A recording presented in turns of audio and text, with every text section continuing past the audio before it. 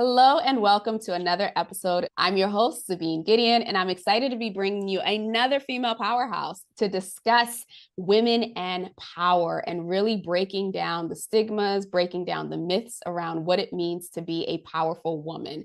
And today I have a powerful woman with me, and you'll know a little bit more why I think she's powerful. Sabrina Victoria is the CEO of Her Nation and the host of her talk show. Sabrina records daily. She speaks with women on a daily basis who are making an impact, who are creating change in their particular spheres of influence. She has been in the entrepreneurial space for quite some time. Additionally, she has an amazing story of how she came into her own personal power. So I absolutely had to have her on the show. So with that, I will stop talking and have you introduce yourself, Sabrina. Tell us a little bit about you, your background, and really your journey professionally. We'll start there, and then we'll get into your actual power journey.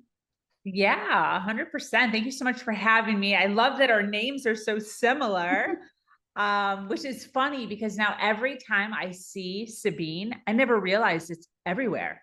Yeah. Like there's things are just named Sabine. And now I know because you told me the whole background of it. So every time I see it, I'm like, ah. But anyways, thank you so much for having me. Yeah, so my professional journey, what has led me. So first of all, I run a community called Her Nation.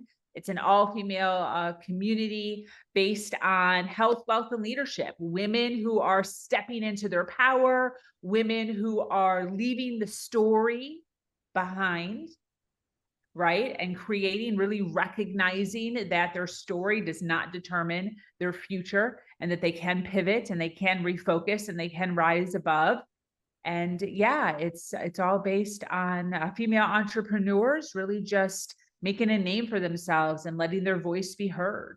Yeah, I love that. I love that. It's an amazing community and a very, very supportive community. So tell us about your entrepreneurial journey because I know you've been in the entrepreneurial space. You've done different things in the entrepreneurial space. So what have been some of the catalysts for your pivots and career milestones? Yeah, 100%. Um, my entrepreneurial journey has been fabulous. I truly believe that I was born an entrepreneur. My brain just works that way. It's crazy. I was just having this conversation with somebody the other day as far as the pivots that happen in the journey of entrepreneurship. And if you're the type of person that needs to have everything perfect all the time, then entrepreneurship is not the best boat to get into. Not that you can't, but not the best boat because you have to constantly be going in a few different directions all at once in order to really start to churn, especially in the beginning, some momentum into creating something great for yourself.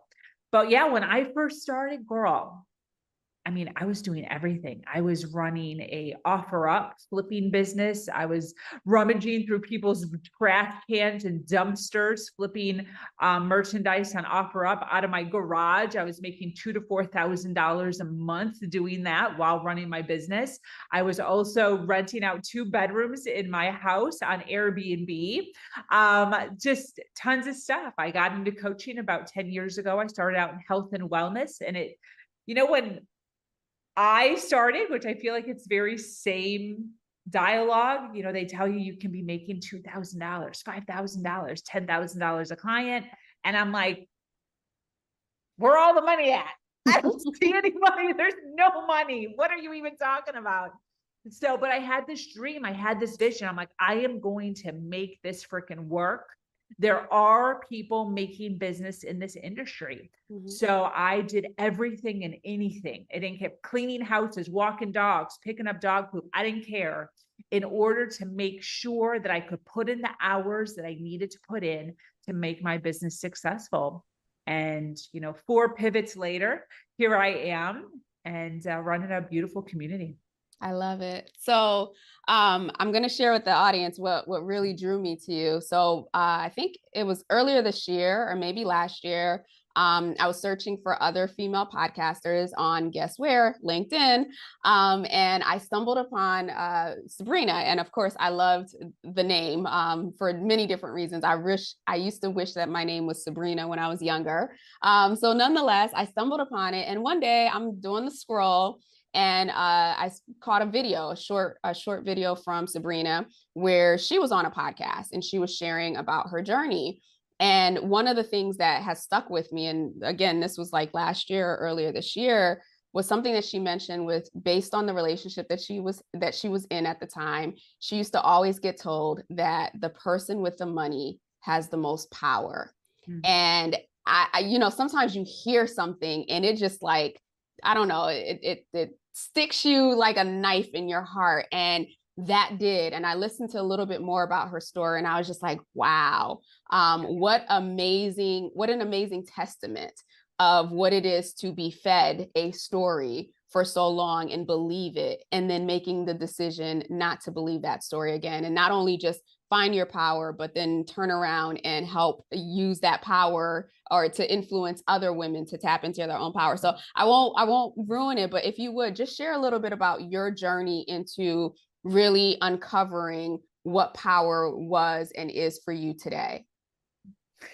Oh, girl, so much of a journey to get here. And I love that my story can impact others. You know, if there's anything that I wanted from all of the tears, all of the dark nights, all of the suicidal thoughts, there was always this like light in my gut where I'm like, this is happening for a reason.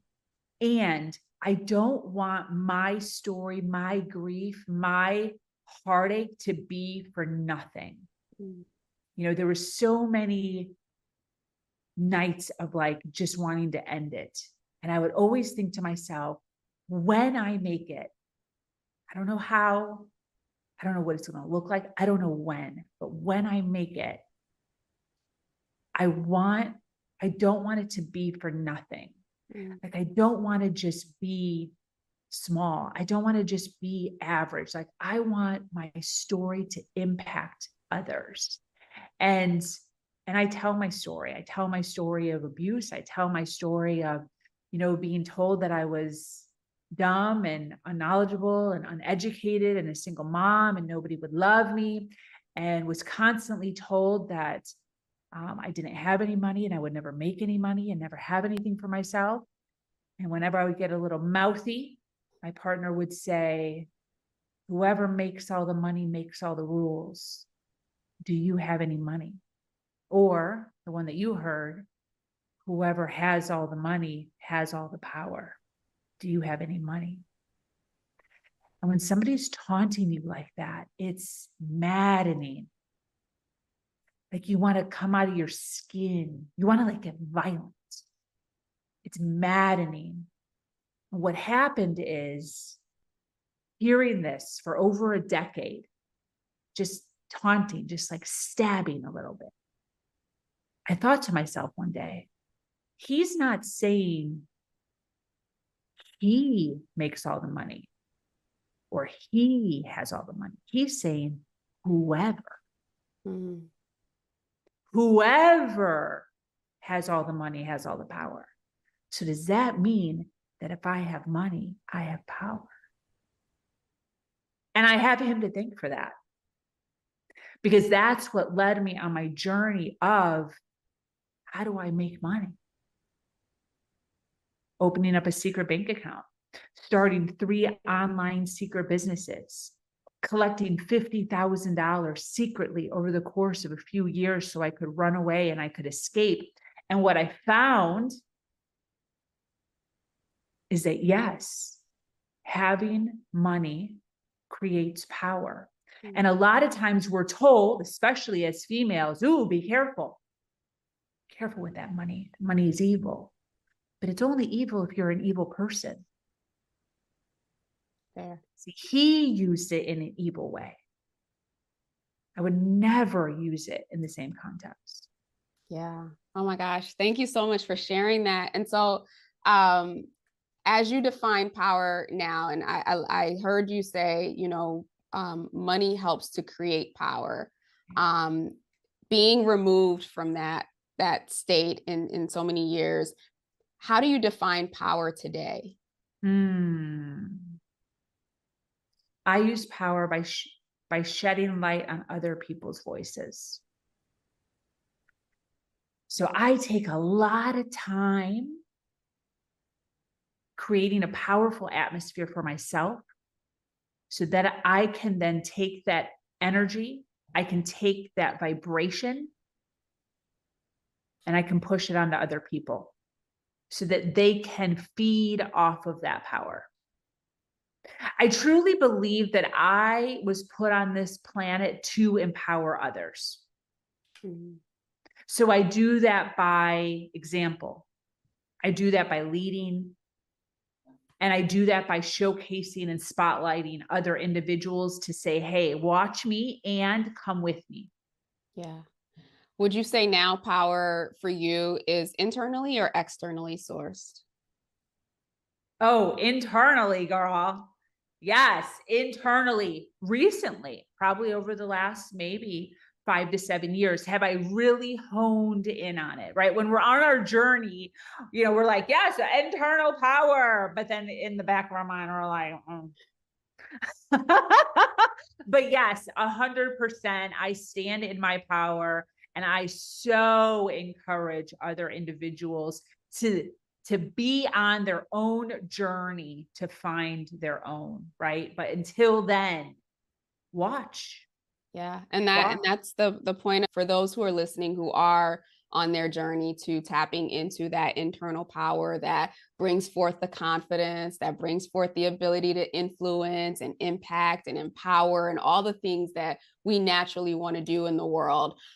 So along those lines, as I was doing the research around power, I looked up synonyms, and there are like all these other synonyms that we also associate with power, or we've given meaning to.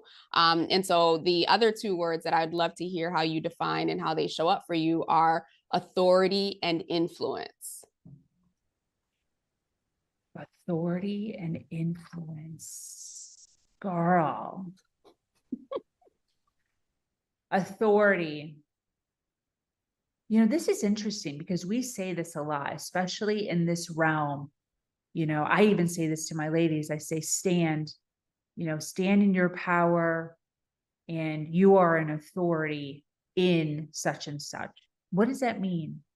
What does that mean to be in an authority in a certain arena? First of all, I don't think that, I feel as if one of the biggest conundrums that humans face is feeling as if you need to know all of the things.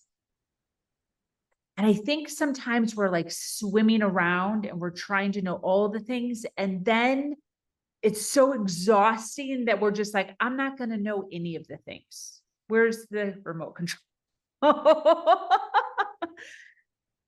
Having the ability to be able to dive deep into something that you are passionate about and know all of the things and stand in an authority of that subject helps humankind. Mm. It helps humankind. It's like that saying that says, what is the thing where it says master of none?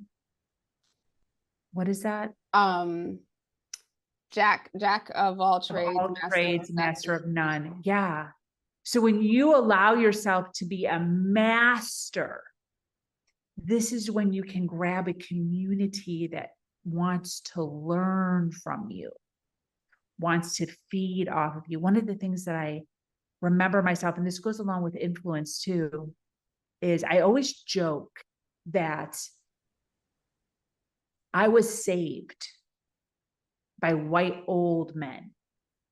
I was not saved by women. The reason I was saved by white old men is because when I would type in inspirational stories, motivational stories, Google put as an authority or as an influence, white old men. Jim Rohn, Tony Robbins, Joe Osteen, Wayne Dyer. These are the men that told me that I was worthy. They told me that I could do anything I wanted to. They told me that nothing was impossible. That's actually Les Brown, who is not white. But one of my faves.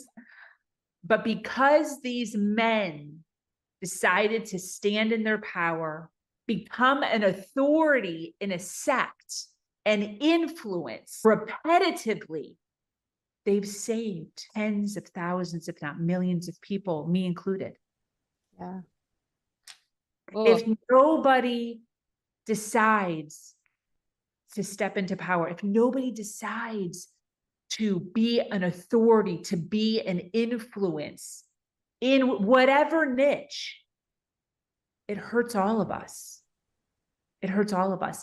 And this is my vision for women, is we need more women to stand in that same power, to recognize the importance of being a true authority in a sect, to rise as an influencer so much that the trend on Twitter, that Google recognizes you, puts you in place for somebody else to find you so that you can save them.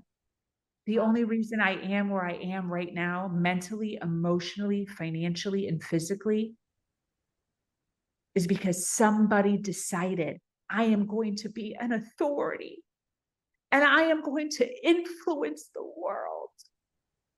And because of them, I am where I am now, and I have everything to pay it forward. Thank you. Thank you for sharing that. As you were talking about the people who influenced you, I was thinking to myself, you're right. I mean, mine weren't all white males, but they were all men, for sure. Between TD Jakes, Dr. Miles Monroe, who else?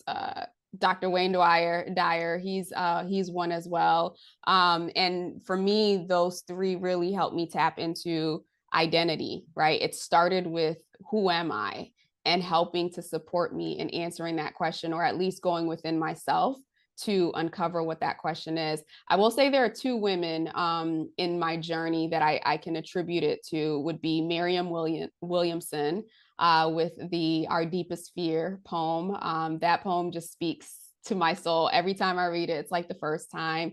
And Marissa Peer, who is a hypnotherapist out in the UK, where her work is really around this building the self-worth and this understanding that I am enough. So for those who, struggle with that, I'm not worthy, or I'm not lovable, or whatever, whatever the messaging, the deep messaging is, like, she's been impactful. But you're absolutely right. There's so much more opportunity for us to leverage our voice, to leverage our experiences, to show or to create a lit pathway for those who are coming behind us. And so thank you for taking your journey. And we are so similar in so many different ways, because that same internal calling, if you will, it's almost relentless, that it's just like, no. You're not here just to live and work your 9 to 5. And not that I'm saying 9 to 5 is wrong, but you're not just meant to like do all the things that society tells you to do. That your journey is not just for you. It is a journey. It is a story. It is breadcrumbs that are meant to be shared for those who are coming behind you. So thank you for sharing that. Did you have another thought?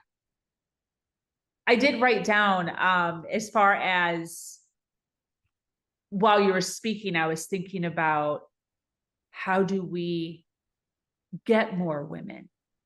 And I think the key is confidence mixed with courage. A lot of times people think courage and confidence are the same thing, but courage I use as an action. Mm-hmm. So like, you have to do courageous things.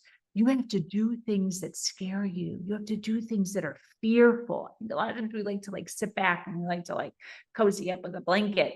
And And that's not what is going to create the confidence you need in order to step into an authority or step in as an authority or as an influencer. You have to do scary things. One of the things that I talk about is whenever I get to a place in my life where I look around and I'm comfortable, it's a bad place to be. You never want to stay. That's just what we're always waiting for. We're always like, I just want my life to just calm down and just like be normal for a second. Yeah. And if you stay in that spot for too long, our life doesn't go like this. It's not a thing. If you stay like this for too long, it goes. So the fear, the courageous things that you do are what creates the momentum of going up, evolving into something different. So I'm always looking around, I'm always like, have I been comfortable for how many days, how many weeks, how many months have I been comfortable? And if I'm noticing that, it's time for me to find new problems. It's time for me to sign up for something. It's time for me to do that one thing that I've been putting off because I'm too scared or I'm too nervous, because these are the things that create the evolution of man and of women, of woman, to be able to elevate themselves. Yeah. Yeah. Everyone's watching, girl. Everyone is watching.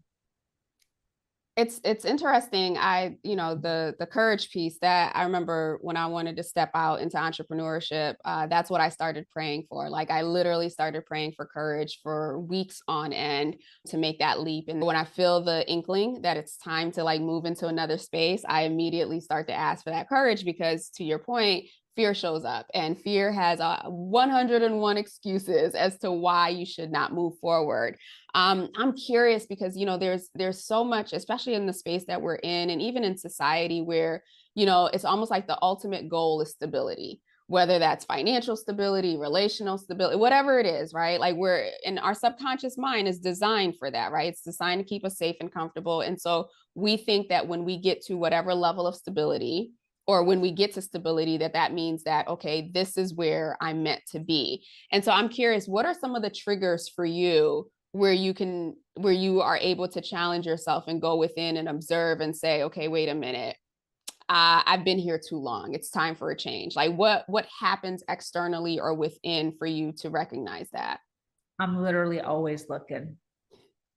I think that's just innate in me. Mm-hmm. Like, one of the things that I actually just talked about this in our mastermind last week.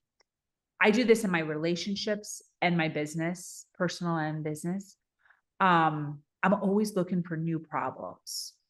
So if it's been a second, a month, 2 months, and I find myself in my head or externally talking about a problem, repeat, it could be anything. It could be like, I don't even know, like the toilet being cleaned or something like that. It could be small, or it could be something big. Well, then one of the examples I gave was hiring a VA. So when I was running my business, I remember having conversations with my mastermind in the beginning. I'm like, I'm not going to be able to grow anymore unless I relinquish some of my control and hire a VA.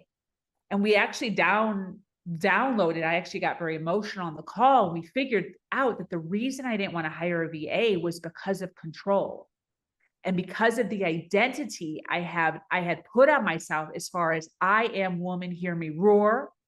I can do all of the things. I've done it all by myself. Therefore, I will continue to do it all by myself. My identity is that, like, I came from the ashes and here I am as a phoenix by myself. Everything was by myself. I did it by myself. I started on a mattress all by myself. I got here all by myself.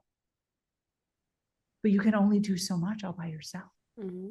And if I wanted to expand, if I wanted to grow, if I wanted to reach millions of women, which is my goal, I needed to relinquish some of that control. So I had to work on my identity of what type of woman who has an identity of all by herself. There's a cap. There's so many hours in a day. There's a cap. So I had to open my world up, and that's a new problem, right? So my first problem was there's too much to do and I have no time and I'm not going to be able to grow. This is all I can do. And we're just going to stay here. I hired a VA. That's a problem. I have to teach this woman things. She's going to forget things. She's not going to do things. I'm going to have to remind her of things. Now I have 3 VAs. These are new problems that I now have. So what I was joking about is we complain about our problems. We're like, problems, dirty toilet. We have a toilet. There are people that don't have toilets, right? VAs, my VA, I had to fire one of them the other day, which actually did happen. I had to hire another one a couple months ago. And it was this whole thing. I feel bad. I don't know what to do. And I have to train somebody else. Girl, I have 3 VAs. That's freaking awesome. So this is what we need to continuously be looking at in everywhere in our life. Where are the new problems? Where are the new things that are helping our world evolve so that when other people are looking at us, they're not like, oh, look at how awesome Sabrina is. She has her own little business and she's doing it all by herself and it's so cute. And oh, isn't she so powerful? What's the next step so that that same woman can see me 2 years later and be like, oh shit. She owned her own business. She was doing fabulous, but now she has an office. Now she has a bougie car. Now she's having women speak. Now she's got employees, so that she then silently has somebody to model after. And this is for all of us. This is for motherhood. This isn't just entrepreneurship. This is motherhood. This is career. This is advancing. This is finances. This is relationships. People are watching. You go from single to developing a healthy relationship, to getting engaged, to getting married, to having children, to being on a journey of health and wellness mentally so that your children are brought up beautifully. People are watching. Mm-hmm. Yeah, you're absolutely right. And so earlier you said you are intentional about creating an atmosphere of power within yourself or for yourself so that you can pour that into other people. And I think that that's an important piece because we both agree that power is sourced internally and we can only pour out what we have within us. And it does take work, right? You don't wake up one day of like, oh my gosh, I'm so powerful. I have all this powerful inside of me. And then go for days and weeks and are still at full, right? So I'm curious, what are some of the practices that you've put in place for yourself personally so that you can remain grounded and so that you can continue to create your own atmosphere of power? I absolutely love this question. And the reason I love this question is because, and no offense to you or whatever you teach, I feel as if there is this $1 million morning mentality all over the place, right? There's books, there's podcasts, there's coaches. So you have to have a routine somewhere. I don't know what it is, right? And we're all searching for this thing. Do I need to meditate? Do I need to journal? Do I need to do yoga? Am I supposed to run? Eating, there's vegan, there's all these things. We're like, oh, if we just implement this one thing, then I'll be making 6 figures. Then I'll have the perfect relationship. Then I'll be making millions, whatever it is. And we're fed all this information. And I think the holdup is a lot of times we don't do the thing because we think to ourselves, if I pick up journaling, then this means I have to journal for the rest of my life, because if I don't journal for the rest of my life, therefore I am a failure. And see, that's where they get you. And this is why so many people stay complacent, because they're like, ooh, Sabrina says meditate every single morning. I don't, but right. Every single morning. I don't know if I can do that every single morning. Therefore, I will not meditate. Therefore, I will never get better. I will never progress. I will never evolve. Right. So what I talk about is do the thing that is calling you at the moment and go all in on the thing until it no longer serves you. And then switch. Our life is so long. You can journal for 2 weeks and big things can happen for you. Huge downloads can happen for you. And you could never journal again for the rest of your life. That's a thing. Mm-hmm. You can meditate for 6 years straight every single day and get huge downloads on how to do life better and differently, and then decide to never meditate again. Or you cannot meditate for 2 years and then start again. You can do whatever you want to do. I mean, society puts us in these boxes where we have to like do the things. Like you start a book, finish the book. No, you can start a book, decide it doesn't resonate with you, and then never pick that book up again. And then you can start a new book. You can also open a book, flip to the middle of the book, and just read random. You can also just read through the table of contents, decide you just want to read chapter 16 and then just read chapter 16 and never pick the book up again. Like these are things that we can do in our life. And what I encourage people to do is try the things, go all in on the thing, and then switch, pivot. Yeah. That's okay.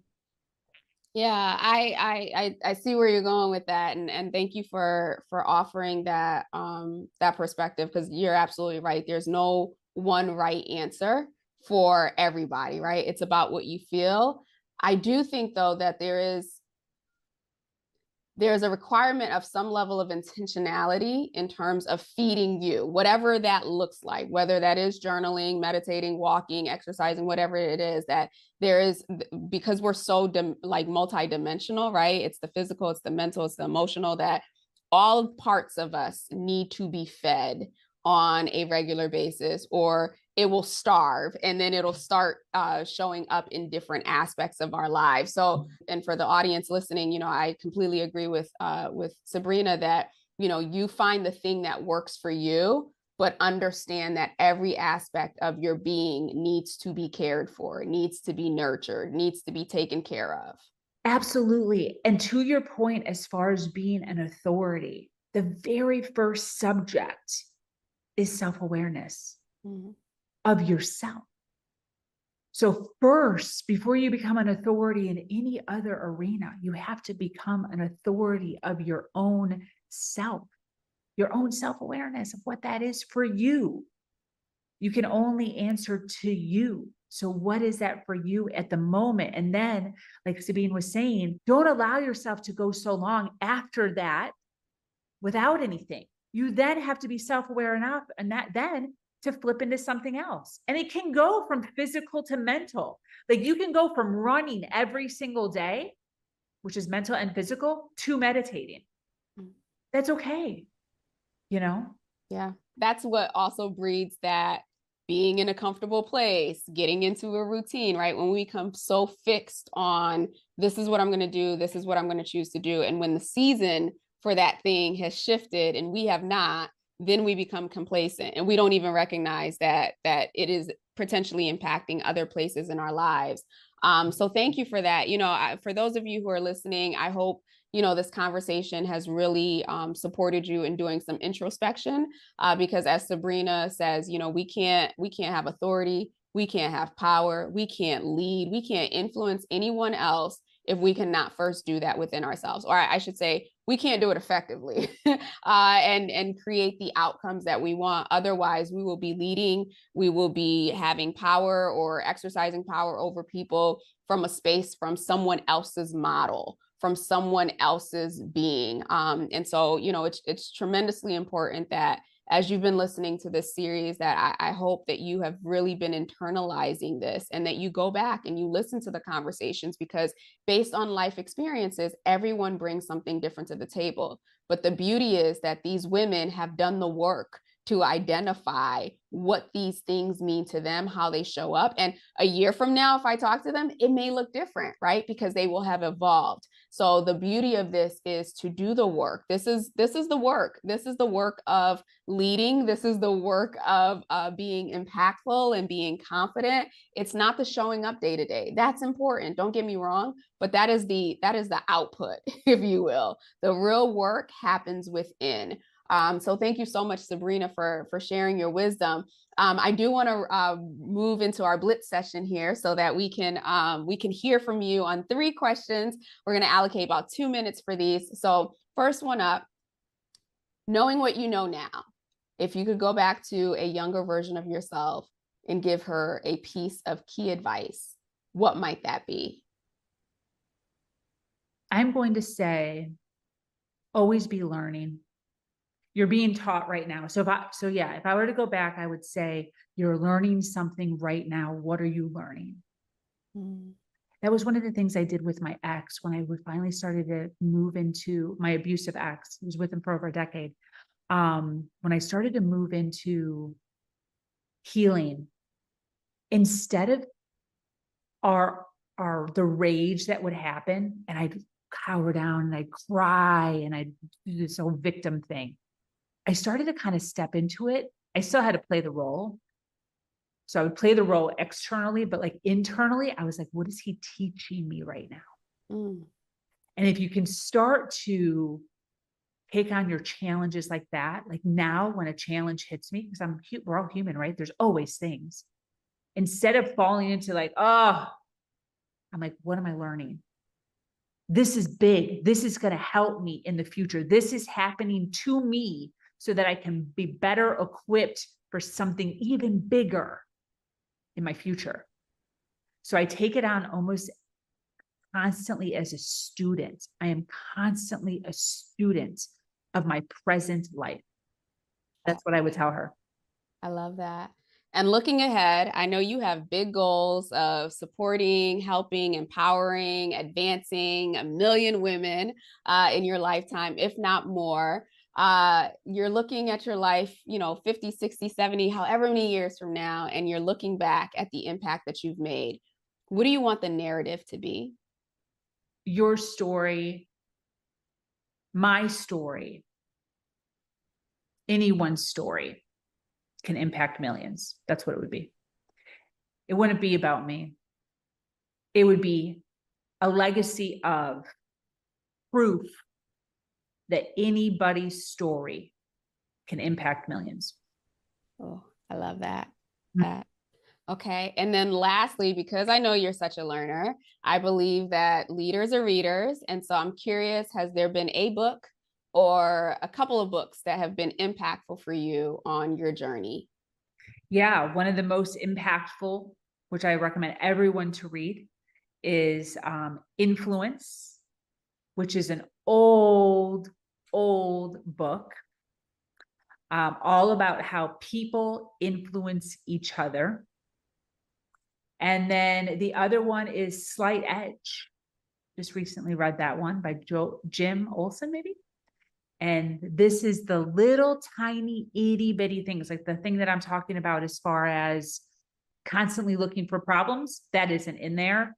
But it's this like, you're constantly doing just a little bit more. You're pushing yourself just a little bit more. And those little itty bitty 1-inch pushes moves you eons further in your evolution as a person, mentally and emotionally. Okay, awesome. So I will include the two books that you recommended, Influence and Slight Edge. I will include those in the show notes.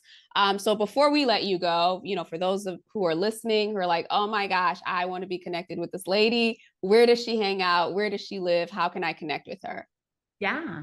So my main website is sabrinavictoria.com. You can find all my social media on there. Where do I hang out the most? I hang out the most on Facebook and LinkedIn. Sabrina Awesome. Victoria.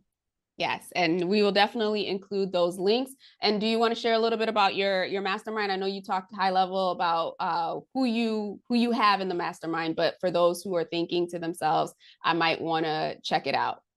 Yeah, we specialize in the three things that all female business owners need that don't necessarily have, and that's community, right? When you leave your corporate job, you're used to that community. You're used to the people around you. You go to lunch with people and you can have little side conversations and little jokes, and you have this community that you're in. And then you become an entrepreneur and you're like, where's all the people?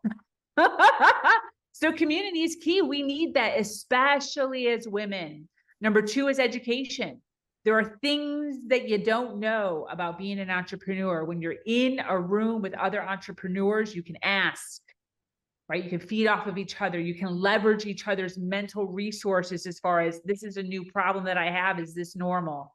Education. And then number 3 is the network. You have to have a megaphone. You have to be able to tell people about your business.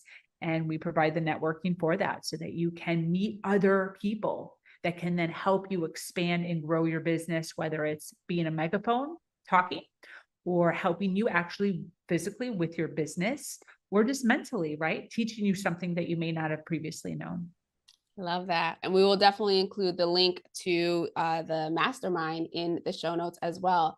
With that, Sabrina, thank you so much for being on here. Thank you for your vulnerability. Thank you for sharing and really opening up this space for us to examine, myself included, re-examine our thoughts, our beliefs around what it means to be powerful. And not only that, but really how do we leverage that power to support others and to advance women in all stages and all phases of society. So I sincerely appreciate you being on the show and sharing your wisdom. Thank you. I appreciate you. All right, awesome. With that, we will be back next week with another female powerhouse. Thank you so much for being on this week.